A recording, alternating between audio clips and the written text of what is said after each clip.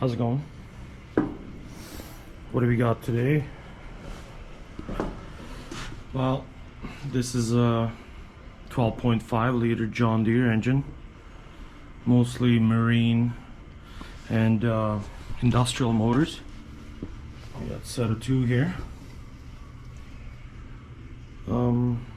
Just setting up the valve clearances and injector preloads.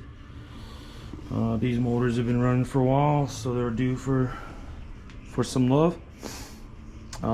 If you're looking to find a top dead center number 1 or 6 on these 12.5 liter John Deeres, I believe they're 6125s is what it comes down to, 800 cubic inches.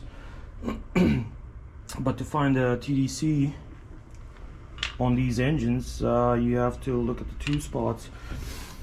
There's going to be there's a notch here for the camshaft. Let's see if you can see that.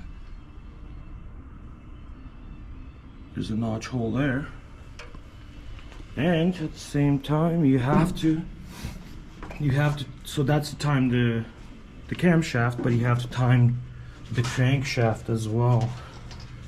And you're gonna find a notch right there on the side of the block. So both of those notches have to be in line.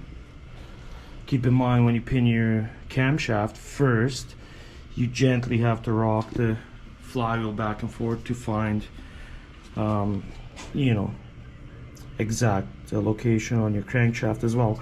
You pin your crank, you pin your camshaft, and then you can go through your valve setting. TDC number 1, I believe injector preloads on 1, 3.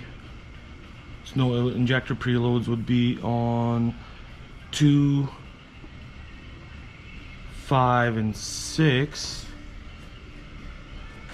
and number 6 the opposite way. Intake clearances are 23,000 for the intake and 43 for the exhaust. One thing about these engines, because they have bridges, there's nowhere to put a feeler gauge.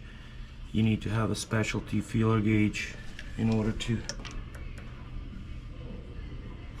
place it inside underneath the bridge to get your measurements. But that's the gist of it. Look for TDC. You gotta time the crank and the cam.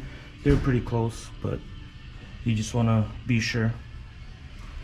I better continue on.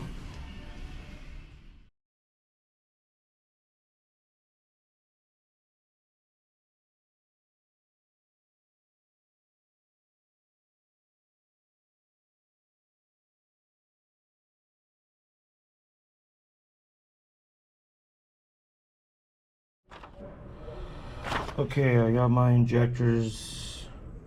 Sorry, I got my valve stem bridge clearances